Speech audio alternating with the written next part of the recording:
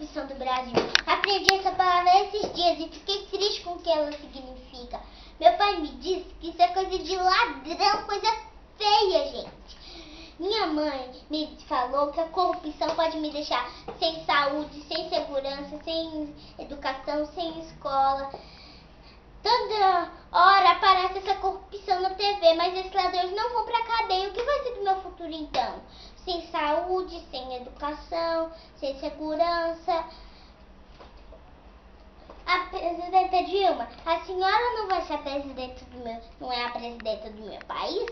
A senhora pode fazer alguma coisa, não é verdade? Para acabar com essa corrupção. Tem um órgão que combate que se chama CGU. Mas tem pouca gente lá para fazer isso. Então tem que chamar o pessoal concursado para fiscalizar a corrupção.